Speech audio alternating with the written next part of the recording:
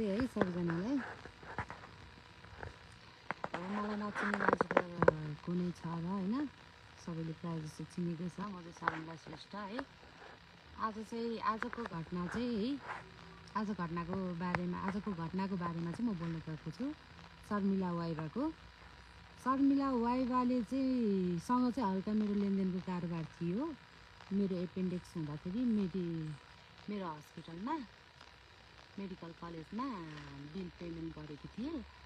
अनि त्यसको बिल त चाहियो मलाई 2-4 हजार तिरेर 1 लाखले 35,000ले 50,000ले भन्नु त पाइएन नि त होइन। उसले चाहिँ मलाई चाहिँदो भन्दा बेसी खर्च मागेको हुनाले मैले चाहिँ बिल लिएर आइज नि त भन्दाखेरि पनि नआउने। त्यही भएको कारणले चाहिँ अनि बाहिरै थिएँ, त्यो घर आउँदैन थिएँ। हिसाब किताब गरौँ त आइज भन्दा पनि नमान्ने होइन।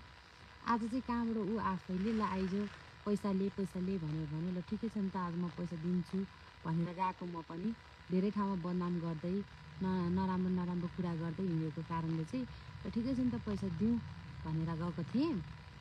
अनि जाँदाखेरि अब मान्छे लिएर आएको रहेछ उसले होइन, मान्छे छोरी पनि लिएर आएको थिएँ ढाँड्दिनँ म होइन। म चाहिँ एक्लै गएको थिएँ। अनि मैले के भने बिल चाहियो नि त, पैसा त तिर्ने हो। म आफैलाई खर्च गरेको पैसा नतिर्ने त मैले भनेको छैन। म तिर्छु, नतिर्ने होइन, बिल ले नि त भनेर भन्दाखेरि चाहिँ उसले के भन्यो भने बिल छैन, यति पैसा हो, ले पैसा, मलाई पैसा चाहिन्छ जसरी भयो नि भन्यो। मैले कुन आधारले दिने पैसा? बिल त चाहियो नि मलाई। इमर्जेन्सीमा अपरेसन गरेको जस्तो चिजको बिल त सबै हुन्छ, नहुने भन्ने कुरा हुँदैन। अनि बिल छैन रे, मेरो मरेको बाउलाको नाम लिने, मेरो बाउलाई दिएको थियो बिल, रे। बाउलाई दिएको भए त मलाई दिइहाल्नुहुन्थ्यो नि मेरो बाउले। मैले बाउलाई देखाइन, प्रयोग मात्र गरेको। त्यही कुरामा डिस्कस भन्नाले पनि यसो सल्लाह हुँदै थियो। बिचमा त्यसले रिसले इँटा बोक्यो। त्यही कारणले चाहिँ मैले पनि अनि त्यही इँटा छेक्दाखेरि त्यसले उठाएको इँटाले त्यसैलाई लागेर चाहिँ त्यसलाई घाउचोट लागेको हो। म अहिले त्यसै घर नेरी त्यो बस्ने ठाउँ कोठा नेरी नै छु होइन। यहाँ आयो कि हेरौँ के भए रहेछ, साथी हो जे जस्तो भयो नि। अब मैले हान्या त होइन, त्यसले आफैले उ गरेर मलाई हान्न खोज्दाखेरि त्यसैलाई लागेको हो, घाउ भए रहेछ। त्यही भएर म हेर्न आएको छु होइन। तर रहेन रहेछको, ठिकै छ। अब म घर जान लाग्यो, के भए कसो भए। अब कति प्रायःहरूले चाहिँ राजावादीको मान्छेले, दुर्गा प्रसाईको मान्छेले भन्ने कुराहरू निस्किरहेको छ। त्यस्तो केही पनि होइन, कसैको पनि हात छैन, कसैको केही पनि होइन। हिजोको दिन साथी थियौँ, आजको दिनमा सानो अब लेनदेनको कारोबारले गर्दाखेरि चाहिँ अलिकति मनमुटाव भएर त्यही पनि सबै क्लियर गरौँ, बसौँ, कुरा गरौँ भनेर सल्लाह गर्नको लागि बोलाउँदाखेरि ऊ पनि आएको थियो। मैले यहीँ सानो पुलमा भेटौँ नि त भन्दाखेरि उसले पहेँलो पुल भेटौँ यताउति भन्ने कुरा गर्यो। ल ठिकै छ नि त, जाउँ नि त भेटौँ भनेर म पनि एक्लै गएको थिएँ। ऊ 2जना मान्छे लिएर आएको थियो। मलाई केही फरक परेन, किनभने म सत्य थिएँ, सत्य छु, भोलिको दिनमा नि सत्य नै रहन्छु। मलाई कोही सपोर्टमा चाहिँदैन होइन। उसले चाहिँ अब यो मान्छे त्यो मान्छे भन्ने कुराहरू पनि धेरै कुरा निस्केको छ। शर्मिला, अब यो कुरा चाहिँ म शर्मिलालाई के भन्छु भने नि, शर्मिला धेरै मान्छेहरूको होइन नराम्रो सोच्दाखेरि आफै नराम्रो हुन्छ भन्ने यो ज्ञान थिएन क्या तँलाई।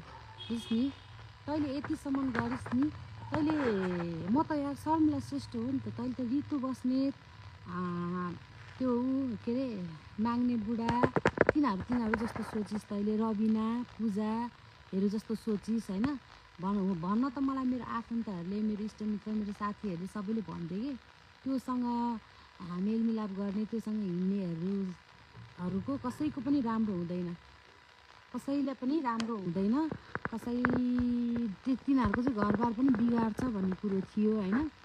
त्यस्तै भयो कि तैँले मेरो घरबार बिगारिस् होइन। तँलाई मैले यस्तो नगर भन्दा पनि तैँले त मेरो बिगारिस्, भत्रुगलै गरिस्। तँलाई मैले होइन, हुन त मैले नै आज तँलाई जुन घाउचोट लाग्यो नि, तैँले आफ्नै कालो कर्तुत, आफ्नै कारणले गरेर त आफैले चोट बनाइस्, मलाई लगाइस् नि।